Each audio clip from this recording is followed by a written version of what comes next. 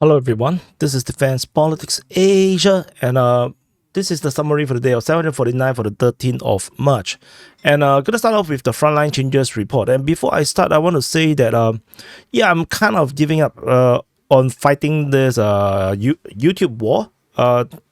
Apparently, it's just not possible because the YouTube algorithm just massively favors bigger channels, and despite the video have very good click-through rate and a very pretty good duration, watch duration and everything, it just doesn't go. The YouTube just doesn't push it. The impression number is very low, so the videos just don't do well. Then so basically I'm not going to put much more priorities on the Ukraine war. I will continue to report because so many of you guys depend and trusted me on this. I will continue to report, but it's just that no, I'm not going to double down on trying to do my best in terms of trying to post many things, like putting a lot of effort into breaking up the videos and everything, because it's just pointless. The YouTube just don't support. So what I'm going to do, I will be focusing a lot more on geopolitics, but Ukraine war will definitely still continue reporting. I just want to let you know, I just going to just record whatever I want to record. I just want to say whatever I want to say. I just going to do whatever I want to do in terms of the Ukraine war report. I'm not going to bend over for this YouTube algorithm anymore, because it's just pointless, because it doesn't matter what I do. It's purely dependent on the subscriber count and also dependent on whether the YouTube algorithm favors you or not. So DPA, as many of you guys may already know, usually don't get favored by YouTube. So I just gonna make do and do whatever I want to do, and yeah, that's less stressful because it's just not possible to fight the algorithm anymore. So I go to reduce or probably eliminate all the double posting, and I probably will not be doing delayed telecast for the Ukraine war on the main channel anymore. I will probably do dual posting, maybe just to reach people and get them to come over to this to the war channel, and yeah, or maybe not. But we'll see how this goes. But anyway, start off with the frontline changes report. And we're going to go in the clockwise direction. We start off with the at the Belgorod front. So there is a geolocation just on the edge of the border where the Russians airstrike Ukrainian forces just off Zhuravlevka. So the Ukrainian forces was trying to attack in this area here, and they got struck by the Russian airstrike. So so this simply means that there is no Russian forces right at the border region. So yeah, so it still constitutes some kind of frontline change because the Ukrainians are there and the Russian forces are not. So tentatively, we will leave this as such. And the next frontline change is over at Terni, which is at this Kremina front. So this is Kremina city, and this is Terni.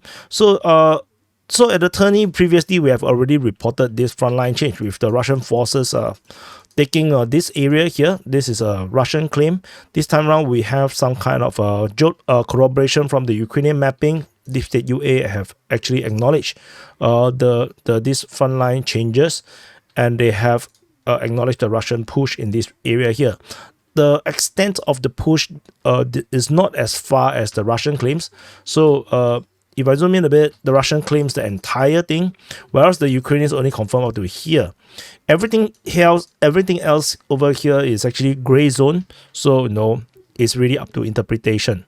And so that's all from the Terni region. The other frontline change is over at the Avdiivka front at Pervomaiske. So after yesterday's report, so this is Pervomaiske. And in case you do not know, this is Avdiivka, this is Donetsk city, and so Pervomaiske is over here. And yesterday, we already reported the Russians have taken this ground based on the geolocation.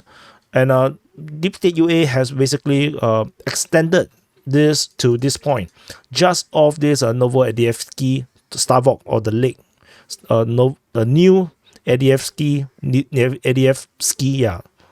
lake.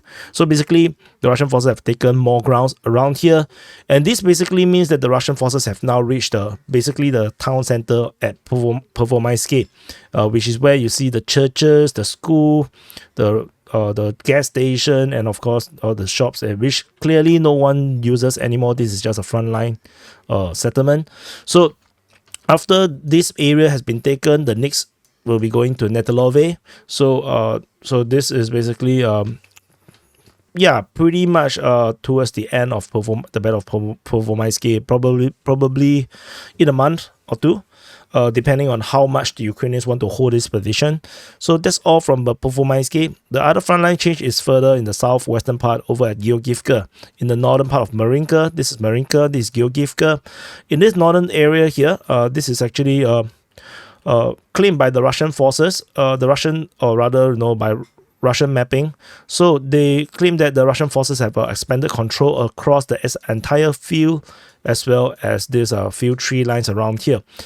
And then the fighting is currently in these two areas here, as well as in the settlement within the Georgivka region. So we'll continue to monitor. Russians are also pushing in this direction, just in case you do not know, just that the frontline change is over in the northern part. So we will continue to monitor and see how this goes. For this area here, the Russian forces' main target clearly is to establish the border or the front line along the water body. This is usually what the Russians like to do. So we'll definitely see the Russians pushing in this kind of direction. And then over at the Georgivka itself, there is a geolocation of a TOS-1A strike. The fact that the strike appears over here means that the Russian claims over this area here can't possibly be true, because there will be a radius of area that everything will be killed. So that means the Russians are not there. The Russians are probably still a bit of a distance off, at least half a kilometer away or more. So probably just off the lake region. But anyway, we invalidated just some part of it. We will continue to monitor how this progress, and over at the Georgivka region. The last frontline change is over at Novomikhailivka. So just south, so Georgivka is over here. This is Novomikhailivka. At Novomikhailivka, in the northeastern part of Novomikhailivka, the Russian forces have taken the tree line over here. This comes after the Russian forces has been detected to be attacking in the northern flank over here, and it seems like the Ukrainian forces have been pushed out in this area here, and the Russians have taken positions across the entire front line. This is actually mapped by the pro-Ukrainian side, Deep UA's mapping. So this is actually confirmed capture by the Russian side. So that's all for the frontline changes report.